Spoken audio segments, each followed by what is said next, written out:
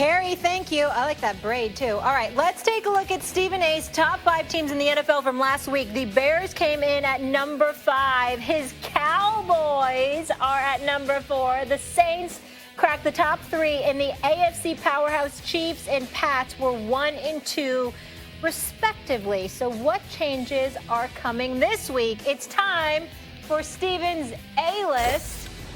Let me upgrade you with our substitute teacher. Hell no, it ain't Molly. I'm standing in today, and I know this says Stephen's A-list, but this is Marcus Spears' list today. And I'm going to start with number 4, the Seattle Seahawks. I'm not going to say why. I'm going to say thanks for asking. It's Russell Wilson and the boys. You look over to the other side, Jadeveon Clowney is having a career year. Answer, they are balling to the core. DK Metcalf is showing like he's the good. Tyler Lockett making Pro Bowl catches. This is a complete team. Plus, they got Russell Wilson, who's worth $70 million guaranteed. My number 4 team, the San Francisco 49ers. Again, I ain't going to say why. I'm going to say I'm glad you asked. Because if you look at this team, they are complete. This defensive line can get after everybody. I know everybody's not sold just yet on Jimmy Garoppolo, and I get it. But they are running the football at the highest level. Their offensive line is intact, and guess what? They got this kid named Jalen Hurd that ain't even playing yet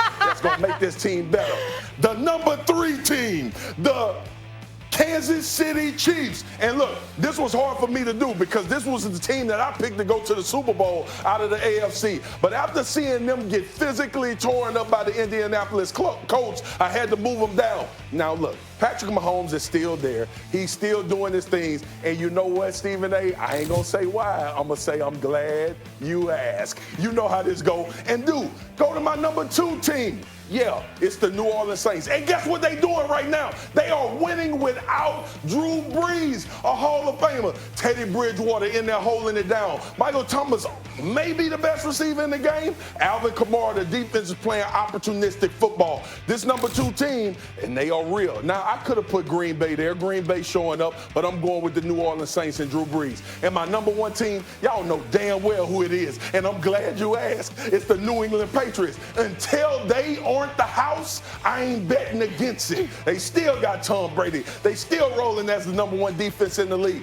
Yeah, they got some injuries. They got some issues that they need to get fixed up. I got faith in Bill Belichick, Tom Brady, Josh McDaniels. And have you seen what they've been doing on that other side of the ball?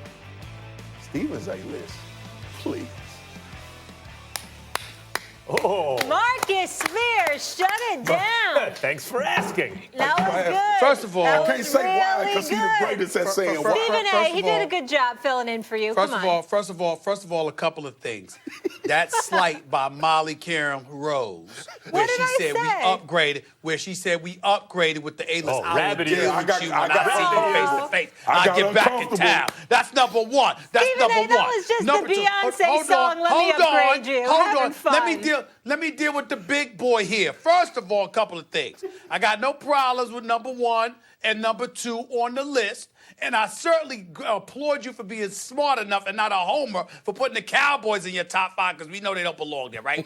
The Patriots and the Saints should be 1 and 2. But here's where your list goes awry.